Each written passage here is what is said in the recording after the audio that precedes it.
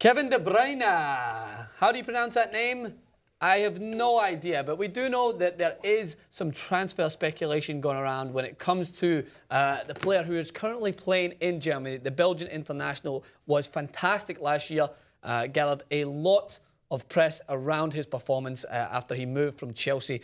But it's Manchester City who apparently are chasing this prospect. He was their #1 transfer target, supposedly from the start of the transfer window, and moved on. But I'm going to tell you a few things which has made this a little bit more interesting, right? So one thing we need to know is that Wolfsburg have a lot of money. They don't need to sell Kevin De Bruyne to try and potentially buy a replacement. They have some funds. We've seen them make big transfers. So they have the money in their back pocket. So they can drive a huge budget. They can maybe charge anything from up to 70 million plus. We've seen that Manchester City don't worry that much with the money they spent on Raheem Sterling. But that might not be the only obstacle that might face Kevin De Bruyne. He might need to win over the likes of Jose Mourinho in the future by convincing him that he can play in the Premier League, even though he's not a manager playing under Jose. He might not be playing under Jose Mourinho. Mourinho has been very vocal about what he thinks about Kevin De Bruyne and his return to the Premier League. So this is what the Chelsea's boss had to say.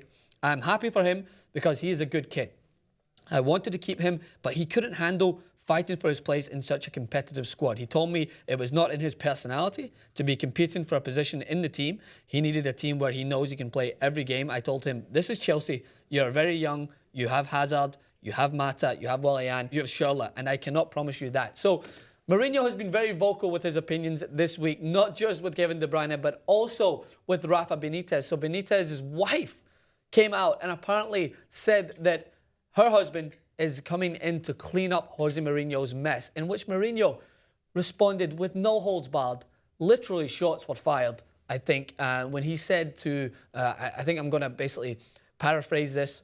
He said that she should focus on her husband's diet, so that's either a shot at her, which could definitely be considered sexist, and a shot at Rafa Benitez's weight.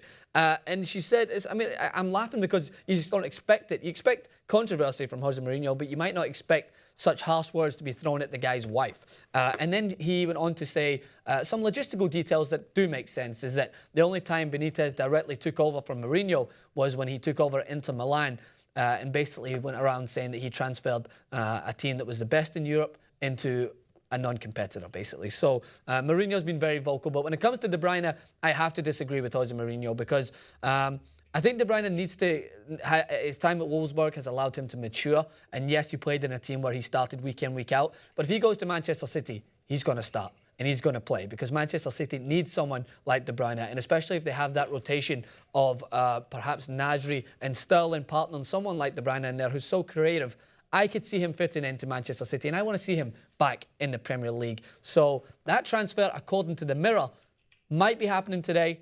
This is all Rumourville. This is why we do this segment, is because we try to sift through the bullshit from the stuff that actually might happen. So De Bruyne's transfer to Manchester City, I would say, could potentially happen. One that I don't see happening is Marco Reus. Apparently, he might be going to either Liverpool. No way. Apparently, he might be going to Arsenal. Potentially. I could see him going to Arsenal. I just don't think that... I mean, what is Marco Reus going to go to Liverpool for at this moment? No offence to Liverpool fans. I've been a harsh critic of your higher-ups, because they're not given the accurate funding, I don't think, to Brendan Rodgers to get the big-name signings. They're giving him funding to bring in the players who are doing a good job at the mediocre level teams in the Premier League. I don't know how much influence Brendan Rodgers has on these signings. Stay tuned for the Liverpool preview where I talk about this. But Royce is such a world-class player. Yes, he has his injury worries, but I don't see him going to Liverpool. Arsenal, potentially, with the likes of Ozil and Sanchez there.